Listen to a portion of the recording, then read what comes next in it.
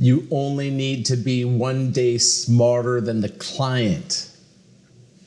A good friend of mine told me that he had learned that as a teacher. He said he was a biology teacher, my former partner, Dan Chabowski. He said, I was only one day smarter than the students. I'll explain what that means in a minute. I've spent the last 13 years learning from the most brilliant, top-producing agents in the country. I became one of them in my previous market, and now I've closed shop and moved to a new market, Miami, Florida. I've taken the plunge into building a $2 million gross commission a year real estate team from scratch, starting out as a new agent in a new town. The question is, how will I do it without relying on money saved or debt completely from scratch? This podcast is here to give you the answer. Join me and follow along as I learn and apply and share real estate agent techniques and strategies using only today's best real estate sales and marketing techniques. My name is Tim Brooks, and welcome to Agent to Agent.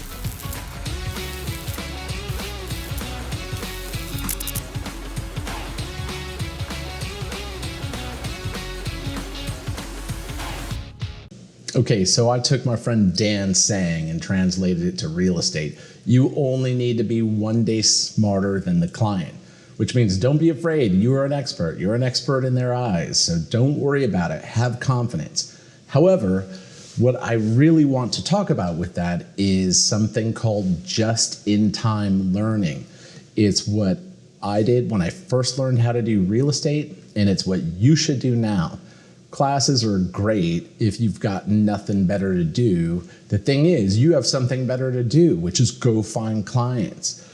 You don't need to know anything beyond how to prospect, knowing what to say. Are you saying it? And are you saying it to enough people? That should be your mantra for now until you're picking up clients. And when I first started out, my very first listing, I actually started out on listings because I didn't know how to work with buyers yet, and I was still working a full-time job. So I thought, I should do listings because I can just go to the listing appointment, take the listing, put it on the market, and then go do my patrol, as a deputy sheriff, and no one will know that I'm actually a deputy sheriff, right? Because I didn't tell anyone I was dual career for my clients and stuff.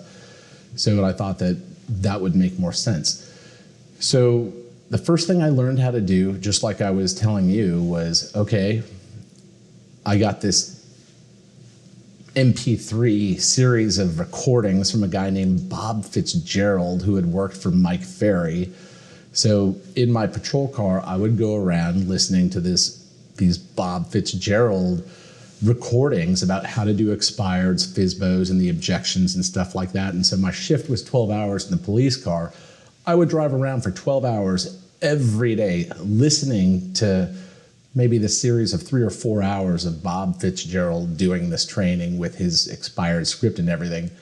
So pretty soon I had it memorized. I could have taught that class. And this was really my first month, maybe, first week, first 2 weeks of actually being a real estate agent when I activated my license.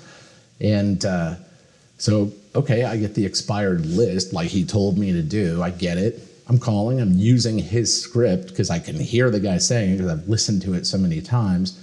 And lo and behold, it worked. Okay, so I just called. I just set a listing appointment for myself. I'm brand new.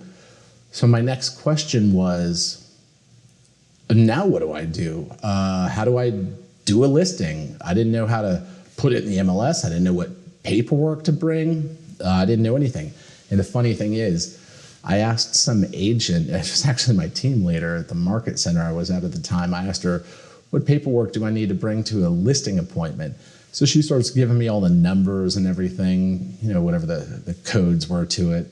And it was a lot. And this is in the state of Maryland, which has a lot of paperwork anyway. But for a listing appointment, I'm like, man, there's like 60 pages in here, maybe more. And sure enough, she was just giving me every paper we had in our Board of Realtors library. It had made no sense at all. So I had them sign like 50 different documents in my listing appointment They did. They didn't know the difference because I was one day smarter than them and I looked confident. So they just signed all this stuff that was completely irrelevant stuff, but it was all signed. So that just shows you, oh, okay. So I went back and then I started learning, okay, well, what should be in here? And I learned the listing paperwork after I had actually gone and had all this stuff signed. Then I went and learned how you actually do it. And then the next step was, okay, now I need to go take photos, and what's the next thing after that? Put it in the MLS. Okay, so I went and took photos. Okay, how do I upload these? So I start fooling around with the MLS. Okay, I put it in there. Here's the details and stuff. Okay, I learned that. And then now that it's on the market, what do I do? And then once it went live in the MLS, I figured out what to do if a call comes in. Then somebody sent an offer. I didn't know what to do then. So I'm like, okay, an offer came in. What do I do now? Oh, I start negotiating. Okay, here's how we negotiate. And so it was always just-in-time learning.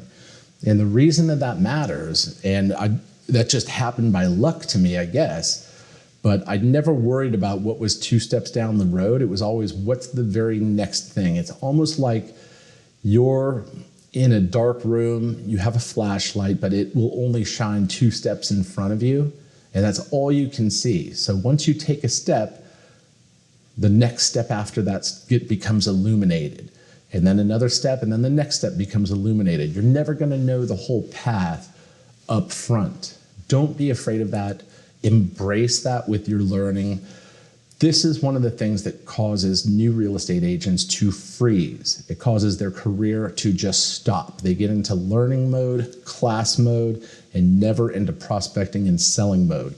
Those agents, you see a lot of these that are like broker types too. I'm not saying brokers, but broker types that you can tell they've been to every class that NAR and everyone has to offer, but they've sold like 2 houses a year. And this is why you get into learning mode, your identity gets wrapped up into learning mode. You never get into prospecting, you never get into selling, and you will be the poorest agent out there. So embrace just-in-time learning, just in time, and that will serve you well. And we'll cover that too. You'll see I'm going through just-in-time too. I have no idea what's going to happen next week. I kind of have a plan for who I want to call and how that's going to go, but beyond that, I'm not really worried about any of it. Contracts and everything. I remember speaking of listings that I had taken when I was new, I would say for probably the first 10 listings, I actually took 6 my first month. I know that's a little bit weird, but I was just following the guy Bob Fitzgerald and then the MREA book by Gary Keller. I was reading that, listening to this guy Bob Fitzgerald, just doing what they said. I took 6 listings my first month.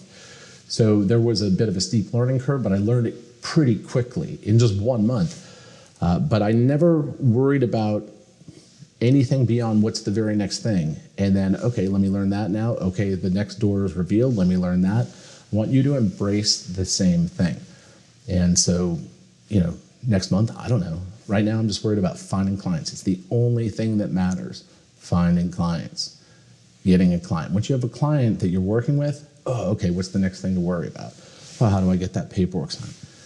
I had 10 listings it was like 10 listings before I'd ever actually read the listing agreement. All I really knew was where to have them sign an initial and didn't really know what it said. I'm not saying do that, it's kind of bad, but that's how it went for me back in the day. And then eventually, if a situation came up, I would read that section and eventually I'd read the whole thing. And I remember the year had switched. So, the paperwork changes every year when they revise it. And it switched around where the initials and signatures went. And I was completely lost on the form. Like, the initials moved. What do I do? So no big deal. Just read it. Read the contract. If you ever want to know what to do in a contract, that's why you can go to a class or whatever once you get clients. But if you ever want to know what to do with a contract, just read it. It'll tell you. So just-in-time learning, embrace it. Don't be afraid of it. You don't need to know what the whole universe looks like to be able to operate in your small space. So again, don't be afraid of it. A lot of people do it just to soothe anxiety, but you only have to be one day smarter than the client. I'm Tim Brooks, agent to agent. You got anything out of it? I know that's probably going to freak a lot of people out, but please try and embrace it. I'm not saying be careless. Listen to your broker, study, but don't get too caught up in it. Just-in-time learning.